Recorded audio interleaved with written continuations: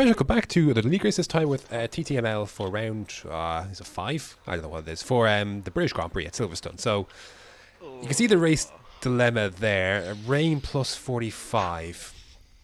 I was going to focus to look at that a bit further on. I just wanted to try and get track position first and see where we could go from there, basically, was what I wanted to at least try and do. So, go load the setup. It's 2.6 Wangs. Yeah, it's fairly standard setup, to be fair. I actually put the rear row bar up to 10 for the rain. Right height a tad bit up as well. So, and I left the rest. I'm not sure why those tyre pressures are slightly up, but I guess I just forgot to put those back down. But it doesn't really matter too much. So, anyway, the best time I had done was a 24.6 was the best time I had done. My last run was pretty messy. There was traffic kind of around in the first part of the lap. So, let's look. Yeah. So that's where we stood with that. Anyways, here we are into the last sector. Anyways, it's an average lap. It's not. It was okay. The first sector was a bit messy, but anyways, across the line, it's a we're starting here, but I ended up doing a 24.8 rather, which was only good enough for P15. So not particularly great, but I knew there was some better race pace about. So I was at least encouraged by that fact. So, getting into the race then, first of all, I thought I was actually further up the field than 15th. I actually thought I was further up. So I was debating what I wanted to do. Not sure. I've become more aggressive of late in terms of ERS usage, in terms of kind of attacking things, and strategy is one of those too. Between the session started very quickly and the countdown is on, I was very conscious of the fact that the other guys were racing in the party. I didn't want to disturb them, so I didn't really I felt I couldn't communicate as much as I wanted to because I didn't want to distract those already racing, because we were flipping ages setting away. A colossal error to start on softs. I don't know why I betrayed myself here, because like I've always favoured the race. I've always favoured like the strategy in terms of track position and such. And if I had, I should have done hards and mediums. Like it was a no-brainer, because the last place you want to be in Silverstone is in the pit lane twice when compared to everyone else in once. But away we go. It's actually not a bad guess. We'll talk more about the weather later. There's a race to be had in between. I guess I was hoping for the fact that there'd be safety cars as well. In fact, I was dying for a safety car already. Charlie goes off there. He had a bit of a bang with the Williams, and I think with Kieran Trapp as well. But we're going to just try and take it nice and easy, heading down towards Farm and the Loop. Here we go. I want to try and tack using my ERS here, but kind of nothing was developing in front, and nothing was under threat from behind. So I had to leave it heading into Brooklands for the first time. See Sean's on the inside of Old School, which is Mark. I try and duck to the inside here and try and take a bit of that action. See, he got a good run. So I'm going to try and take this position. He's on mediums, very close to contact there, but we didn't go through there. He's going to go through, but he runs wide. I sacrifice entry for exit there, and I'm going to pull ahead now. And I thought, right, I'm a nose ahead. I felt the contact from behind, and I remember looking at the rear wing, the front wing, looking back now, and I say like he's got damage. I was like, I was in front. Like I was like, what am I supposed to do in that situation? Like at some point I just thought he would back out, but at least no one went into a wall, and we can at least move on. Lap number 2. You can see a bit of a gaggle in front. Careful when you come in. Trying to go for a move here on Sean using the ERS, and then he backed off. Would I have been better off maybe staying with it? Probably. But there's a lot of commotion in front, so I was kind of conscious of that as well. We're going to try and nip around the outside here and see if we can get something done, but nothing really doing there on lap 2. But still nice and sunny, and Jeff said no rain was imminent, so I know for a while that there's going to be nothing really to worry about.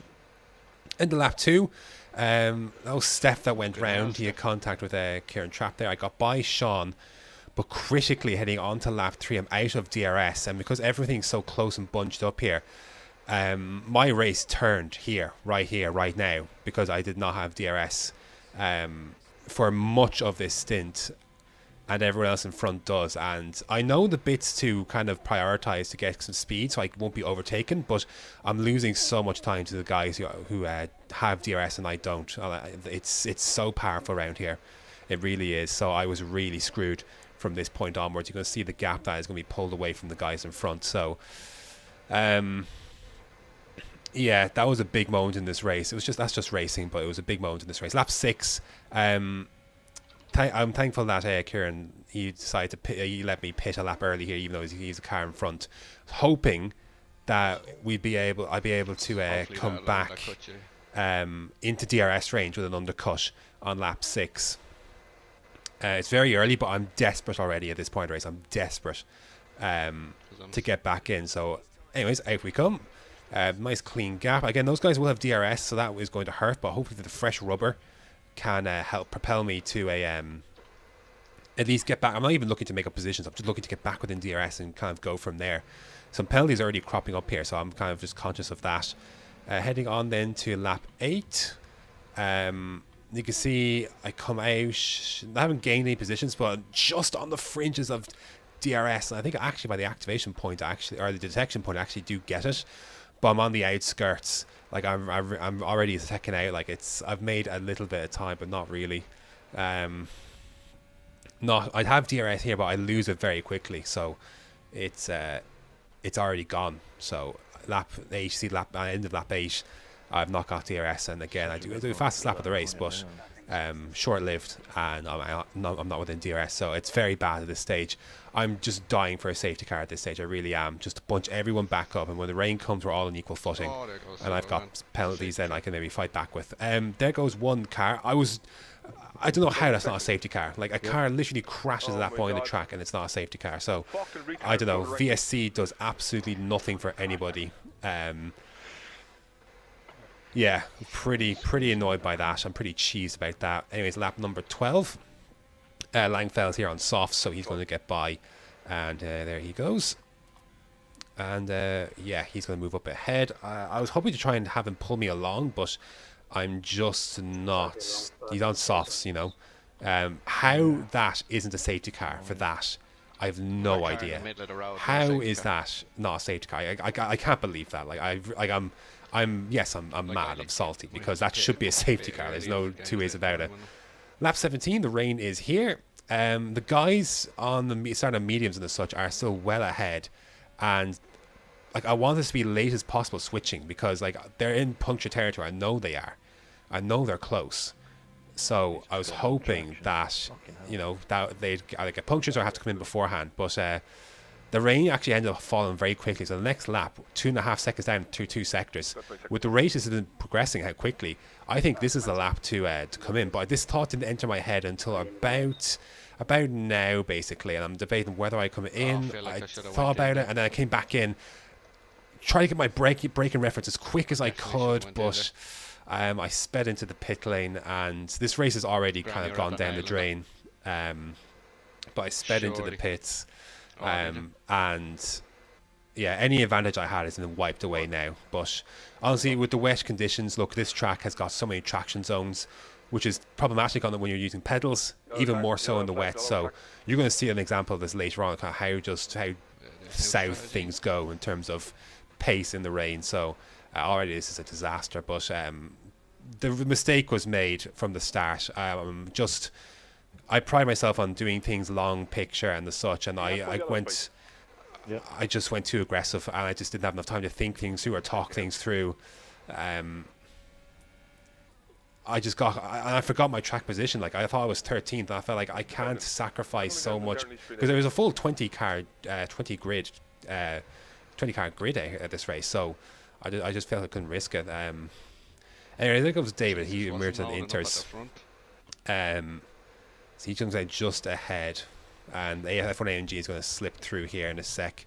I'm going to try and keep him behind me, but yeah, I've got no warnings of this part of the race, but it's game over with that penalty with the wet. It's just this race just went really poorly. A lot of factors went into it. things that did happen, things that didn't happen. I pride myself on the driver that this was a bitter one. This was a really bitter one because I pride myself on making the right choices, and regardless whether the pace is, I pride myself on big moment there. How to catch that? I pride myself on making the right choice, and at least put myself in the right position, whether it's where things happen, I'm at least in the mix. If I another retirement right in the middle of the track and not a single safety car, like a VSC is deployed for this. Which helps no one again. But at this point, a safety car wouldn't have helped me either, really, at this stage with my 5-second penalty. Actually, no, it would have. I want to serve it. That's what I wanted, but it didn't happen. But anyways, lap 26, I was just really frustrated at this stage. Just was not happy with how this whole thing went down. The wrong choice was made from the start, but the lack of safety cars that I think should have come out definitely kind of played into things as well later on. So with all those penalties, Old School was behind me in that first stint. Kiki started last, and I was ahead of Sean, and those guys finished top 3. It's just a very, very kind of harsh one to take because of all the things that went wrong, and from the kind of the lack of time trying to make such a big decision, to the mistake of decision that was made, the DRS being lost, the lack of safety cars. It just a lot of things went wrong, and yeah, I got it wrong. In tandem with a lot of other factors, I ultimately got it wrong. So